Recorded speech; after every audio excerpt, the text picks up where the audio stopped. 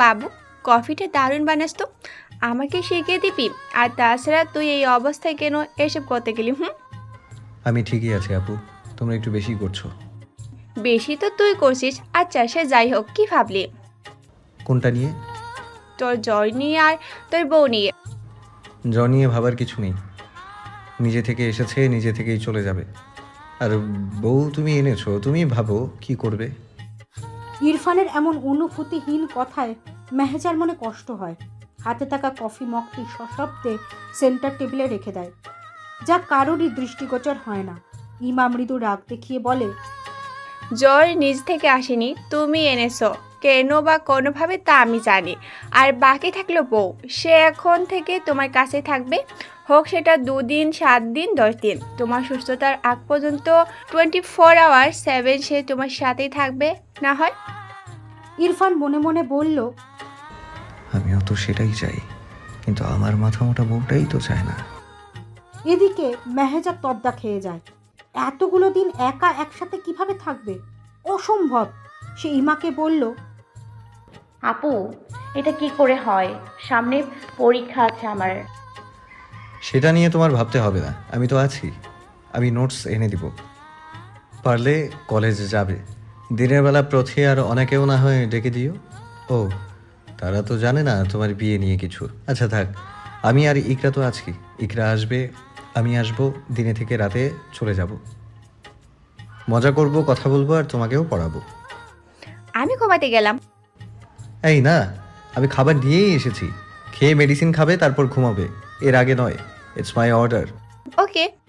মেহজা, চলো, খাবার সার্ভ করতে হবে তো। তার আগে ইরফানের সাথে ওর রুমে যাও, ব্যাগ রেখে ফ্রেশ হয়ে আসো। কথাটি শুনে মেহেজার অন্তরাত্মা কেঁপে ওঠে। ইরফানের সাথে যখনই এক রুমে সে ছিল, তখনই ইরফান উল্টোপাল্টা কাজ করে। এবারও কি করবে? পর মুহূর্তেই মনে হয় ইরফান অসুস্থ। এই অবস্থায় সে কিছুতেই অমন কিছু করতে পারবে না। মেহেজা ভালো করে বাসাটি একবার দেখে নেয়। আজব, এখানেও শুধু আয়না আর আয়না। স্বচ্ছ কাচ আর আয়নায় ভরে আছে চারিদিক। অসম্ভব সুন্দর ডেকোরেশন। সিঁড়িগুলোতেও কাঁচের ফটো ফ্রেমের মধ্যেও আয়না চিকচিক করছে। যে সোফায় বসেছিল সেটাতেও সাইডের কাছে আয়না আছে। সাদা রংটাই বেশি পরিলক্ষিত চারিদিকে। সিঁড়ির ওপরে একটা বিশাল আকারের ঝাড়বাতি। আহ, কি সুন্দর! লোকটার রুচি ভালো বলতে হয়। ইরফানের রুমে ঢুকে সে যেন আরও অবাক হয়। একেবারে অত্যাধুনিক সরঞ্জামে ভরপুর চারিদিক। ইরফানের রুমেও আয়না খুবই চোখে লাগার মতো। এক একটার থেকে এক একটা অসাধারণ।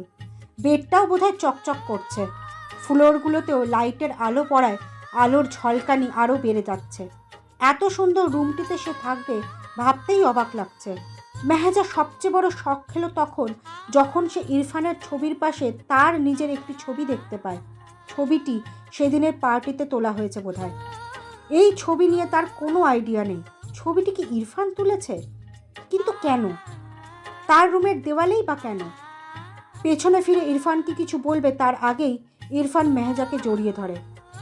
ইরফানের শরীরের তাপে সে যেন ঝলসে যাচ্ছে। লোকটার এত জ্বর! মুহূর্তেই ইরফান তাকে ছেড়ে গম্ভীর কণ্ঠে বলে ওঠে, ওয়াশরুম ডান দিকে। তারপরেই বড় বড় পা ফেলে হাওয়া হয়ে গেল। আর মেহেজা দাঁড়িয়ে আছে এখনো। সে চমকিত। মেহেজা ফ্রেশ হয়ে এসে ইরফানের বারান্দায় গিয়ে কিছুক্ষণ দাঁড়ায়। আশেপাশের প্রত্যেকটা ফ্ল্যাটে আলো জ্বলছে। মেহেজা এই মুহূর্তে যে বিল্ডিংটাতে আছে সেটি সব থেকে বড় বোধহয়। গাড়ি থেকে নামার পর যে চোখ বুলিয়েছিল তখন দেখে নেয় ভালো করে। ইয়াজিদদের রুম 10 তলায়, কারণ এটিও ডুপ্লেক্স। বড় লোকের বিরাট কারবার বলে একটা কথা আছে না? মেহেজা নিজে ডাইনিংয়ে যেতে উদ্যত হলে তার চোখে আবারও সেই ফটো ফ্রেমটি পড়ে। বেশি মাথা ঘামায় না সেটা নিয়ে। আগের মতো কৌতূহল বোধ তার আর নেই। নিচে গিয়ে দেখে ইমা সব রেডি করে ফেলেছে। ভাই বোন দুজনেই টেবিলে বসা, তবে খাচ্ছে না, গল্প করছে। মেহেজা গিয়ে ইমার পাশে বসতে ইমা তার প্লেটে ভাত বেড়ে দেয়। তারপর সবাই একসাথে খাওয়া শুরু করে। খাওয়ার ফাঁকে মেহেজা একবার ইরফানের দিকে তাকায়। ইরফান হয়তো খাবারে মজা পাচ্ছে না। জ্বরের কারণে রুচি চলে গেছে, তা বেশ বোঝা যাচ্ছে। তখন হঠাৎ ইমা ইরফানকে বলল, বাবু, খেতে খারাপ লাগছে বুঝি? কষ্ট করে হলেও এখন খেয়ে নে, ওষুধ তো আর খালি পেটে খেতে পারবি না। ইরফান শুধু ছোট্ট করে বলে। মেহেজা দীর্ঘ নিঃশ্বাস ছাড়ে। এসব দেখে তার নিজেরও খাবার ইচ্ছা মরে গেছে, কিন্তু না খেয়ে উঠতে পারছে না। খাবার অপচয় করা যে ঠিক নয় এটা মেহেজাও মানে, আর ইমাও বরাবর বলে যাচ্ছে। ইরফান বেশ অর্ধেক খেয়ে উঠে যায়। সে আর পারছে না খেতে। ইমা আর কিছু বলেনি, জোর করে খাওয়ালে পরে বমি হতে পারে। ইমা আর মেহেজা সব কিছু ঠিকঠাক করে যে যার রুমে চলে যায়। ইমা বারবার বলে দিয়েছে ইরফানকে ওষুধ খাইয়ে দিতে, আর ইরফান যদি বলে খেয়েছে তাহলে ওষুধের পাতা চেক করতে। যদি দুটো ঘর খালি থাকে তাহলে যেন বুঝে নেয় খেয়েছে। মেহেজাও ইমাকে আশ্বস্ত করে সে সব সামলে নেবে। ইমা গেলে মেহেজা কিছুক্ষণ বাসাটির এদিক ওদিক দেখে নেয়। 8টি রুম আছে, এর মধ্যে 6টির একটি হলো ইরফানের বাবা মার, আর 4টি তার 4 বোনের। একটি গেস্ট রুম আর একটি ছোটোখাটো জিম করা রুম। বেডরুম প্রত্যেকটার সাথে অ্যাটাচ বাথরুম, আর নিচে ওপরে 2টা লিভিং, একটা ডাইনিং আর কিচেন, আর কমন বাথরুম একটি। বারান্দা 3টি রুমেই আছে, একটা ইরফানের, একটি ইরার ও তাদের মা বাবার রুমে। আর এমনিতে দোতলায় একপাশে কাঁচের দেওয়াল, যেটি দিয়ে বাইরের অনেক কিছুই দেখা যায়। খুবই খোলামেলা বাসা এটি। ইরফান নিজে এই ফ্ল্যাটটি নিয়েছে, নিজের একার হিসেবে নেয়নি। বাবা মা বোনদের জন্য ভেবেছে, আবার তাদের কথা ভেবে তাদের পছন্দ মতো সাজিয়েছে। এই ব্যাপারটা মেহেজার খুবই ভালো লাগে। আজকাল কয়জন তার পুরো পরিবার আলাদা হওয়ার পরেও তাদের জন্য এত কিছু করে। রুমে গিয়ে মেহেজা দেখে ইরফান শুয়ে আছে বেডের একপাশে। মেহেজা প্রথমে বেডসাইড টেবিলের ওষুধগুলো পরখ করে নেয়। ইরফান ওষুধ খেয়েছে দেখে স্বস্তির নিঃশ্বাস ছাড়ে সে। মেহেজাকে দেখে বারান্দার গ্লাসের ডান পাশে একটি লম্বা চিকন টেবিলে ইলেকট্রিক কেটলি, কফি মেশিন সহ আরও অনেক সামগ্রী আছে কফি এবং চা বানানোর জন্য। মেহেজা আলতো হেসে সেদিকে গিয়ে একটু কফি করে নেয়। দুধ নেই এখানে, তার মানে ইরফান ব্ল্যাক কফি খায়। কিন্তু মেহেজা তো ব্ল্যাক কফি খেতে পছন্দ করে না। মগটা রেখে দেবে তখনই পেছন থেকে ইরফান বলে ওঠে, নিচের ড্রয়ারে ইনটেক মিল্ক আছে, নিয়ে যাও সেখান থেকে। মেহেজা হঠাৎ ইরফানের আওয়াজে কিছুটা ভয় পেয়ে যায়। পরে ইরফানকে তার পেছনে দাঁড়িয়ে থাকতে দেখে শান্ত হয়। লোকটি ঘুমায়নি। মেহেজা কোনো প্রকার নড়াচড়া করছে না দেখে ইরফান কিছুটা বিরক্তি প্রকাশ করে নিজেই গিয়ে দুধের প্যাকেটটা নেয়। মেহেজাকে বলে, লিকুইড হলে হবে তো? মেহেজা বাধ্য মেয়ের মতোই মাথা নাড়িয়ে জবাব দেয়, জি হবে। ইরফান নিজেই এবার কফিটা সুন্দর করে তৈরি করে দেয় মেহেজাকে। মেহেজা সেটি নিয়ে একটা চুমুক দেয়। অসাধারণ খেতে।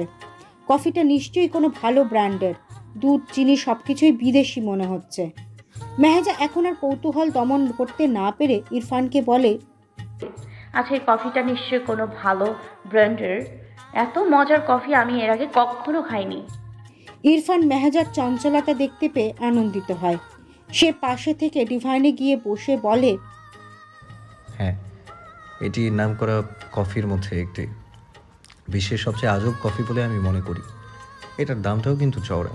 মূলত এটি এক ধরনের পাখির মল দিয়ে তৈরি করে। ইন্দোনেশিয়াতে এই কফি পাওয়া যায়। সেখানে কফি পরিপক্ক হলে গাছ থেকে তুলে পাখিগুলোকে খেতে দেয়। তারা সেটি গোটা খেয়ে ফেলায়, পরে তাদের মল থেকে সেগুলোর বীজ পাওয়া যায়। তারপর সেগুলো নিয়ে রোদে শুকিয়ে ভালোমতো ওয়াশ করে ব্লেন্ড করে। আর ইরফানকে আর বলতে না দিয়েই মেহেজা মুখ বাঁকিয়ে ফেলে বলে ওঠে, ছি, আপনি আমাকে আগে বলেননি কেন? আগে বললে কি করতে? কি করতাম মানে? খেতাম না, ইভেন ছুঁয়েও দেখতাম না। আমার আগে বলা না বলার ধার তুমি ধারো? আর তাছাড়া তুমি নিজেই খেতে নিলে, তাই আমি দিলাম। আর তাছাড়া এটাতে খারাপ কিসের? এটা সম্পূর্ণ পরিষ্কার করেই তৈরি করা হয়েছে। সব হাবিজাবি খেতে পারলে এটা খেলে কি হবে? আর খেতে তো মজা, তুমি নিজেই তো বললে। তা ঠিক, মজা অনেক। এটা খেলে কোনো সমস্যা হবে না তো? এটা সত্যি পরিষ্কার? ইরফান এবার চোখ গরম করে দাঁতে দাঁত চেপে মেহেজাকে বলে, ফার্স্ট ক্লাস কফি নিয়ে ছিছা করছো, আর রাস্তায় নোংরা পরিবেশের আনহাইজেনিক খাবার তো গান্ডে পিণ্ডে খাও। আমি জানি না বুঝি? কিভাবে জানেন? দেখছি তো তাই। সত্যি? আপনি আমাকে দেখেন? না দেখার কি আছে? ও, ফলো করেন বুঝি? কেন? ফলো করার কি আছে? রাস্তায় আসা যাওয়া করতে মাঝে মাঝে দেখি। আপনার অফিস তো ওখানে না। ওখানে না হলে কি আমার যাওয়া যাবে না? আমি দরকারেই যাই। আমাকে দেখতে যান না তা শিওর, তবে ফুলটুসি দেখতে যান সেটা বুঝে গেছি। হোয়াট? তোমার মুখের ভাষা এত বিশ্রী? আগে জানতেন না? চুপ করবে তুমি? অসহ্য। আমি তো অসহ্য হবই, বাকি সব আপনার সহ্য হয় আমি ছাড়া। আজ আপনার সাথে ওই মেয়েটা কে ছিল? কোন মেয়ে? নাটক করবেন না, আমি দেখেছি আজ আপনাকে একটি মেয়ের সাথে। অবশ্য থাকবেই তো, সে সুন্দর, স্লিম, লম্বা, বয়সেও ডিফারেন্ট নেই আমার মতো। সে নিশ্চয়ই উচ্চশিক্ষিত, কতটা মডার্ন, ইস, দেখলেই তাকিয়ে থাকার মতো।